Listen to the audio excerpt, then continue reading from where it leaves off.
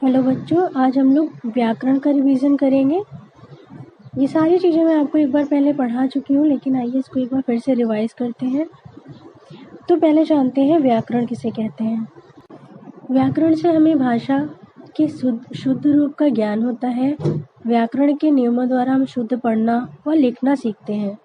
अतः वह शास्त्र जिससे हम किसी भी भाषा को शुद्ध बोलने, लिखने, पढ़ने का ज्ञान प्राप्त करते हैं, उसे हम व्याकरण कहते हैं। अब अगर आपको व्याकरण का ज्ञान नहीं होगा तो आप नहीं जान पाएंगे कि आप जो पढ़ रहे हैं, जो लिख रहे हैं, जो देख रहे हैं, वो शुद्ध है या अशुद्ध है। तो जब आपको व्याकरण का ज्ञान हो जाएगा, उसके बाद ही आप ये चीज़ जान पाएंगे कि जो भी आप पढ़ रहे हैं, लिख रहे हैं, वो सही है, शुद्ध है या नहीं। तो इन सब चीज़ों का ज्ञान हमें व्याकरण से ही होता है। इसके अलावा हम ये भी कह सकते हैं जैसे कि वह नियम जो हमें भाषा को शुद्ध रूप से पढ़ना, लिखना या बोलना सिखाता है, वो सभी नियम क्या कहलाते हैं? व्याकरण कहलाते हैं। क्योंकि इन्हीं के माध्यम से हमें पता चलता है कि हम शुद्ध पढ़ लिख रहे हैं या नहीं। तो जो हमें इन सब चीज़ों का ज्ञान कराता है, उसे हम क्या कहते हैं? व्याकरण। अब आप व्याकरण को समझ गए होंगे। आइए देखते हैं कि व्याकरण के कितने प्रकार होते हैं। तो व्याकरण के कितने प्रकार होते हैं? व्याकरण के 3 प्रकार होते हैं: वर्ण विचार, शब्द विचार और वाक्य विचार। इन तीनों के बारे में एक एक करके मैं आपको आगे बताऊंगी। आइए चलिए देखते हैं। पहले देखेंगे वर्ण विचार को। तो वर्ण विचार क्या है?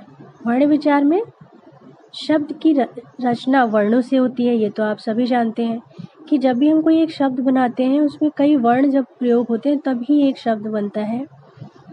जैसे कि अगर कमल एक शब्द है, तो इसमें हमने 3 वर्ण लिए हैं, का, म और ला। इन 3 वर्णों को मिलाकर क्या बना है? एक शब्द बना है। तो शब्द की रचना वर्णों से होती है।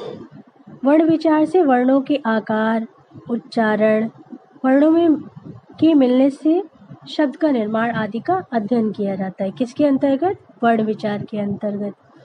उच्चारण का अर्थ होता है कि उनको बोलना, उनको किस तरीके से बोला जाता है, उनका उच्चारण किया जाता है। जब हम शब्द कई वर्णों को मिला देंगे तो उनका उच्चारण हम किस प्रकार करेंगे, ये सभी चीज़ें वर्ण विचार के अंदर। आइए इसके बाद हम देखते हैं शब्द विचार और वाक्य विचार। पहले जानेंगे शब्द विचार क्या होता है। तो इनमें वर्णों के मेल से बने शब्दों तथा उसके भेदों पर विचार किया जाता है। किसमें? शब्द विचार में। शब्द विचार में हम क्या करते हैं? वर्णों के मेल से बने जो शब्द होते हैं, उनके भेदों यानी कि उनके प्रकार के बारे में विचार किया जाता है। फिर आता है वाक्य विचार। इसमें वाक्य की एक निश्चित बनावट होती है। हिंदी भाषा भी इसका अपवाद नहीं है।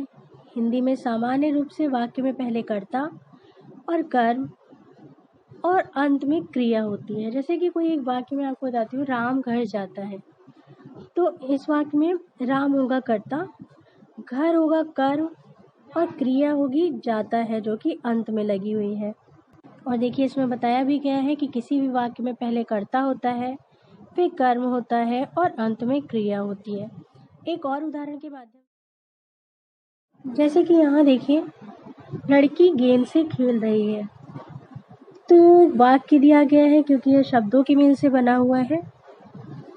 तो लड़की, क्या बताया था आपको वाक्य विचार में? पहले कर्ता आता है, तो इसमें पहले क्या दिया है? लड़की। तो लड़की क्या हो जाएगा? कर्ता। गेंद से खेल रही है, कर्म हो जाएगा गेंद, और खेल रही है अंत में आया है, तो ये क्या हो जाएगी? क्रिया। तो अब मैं आशा करती हूँ कि व्याकरण आपको समझ में आ गया होगा।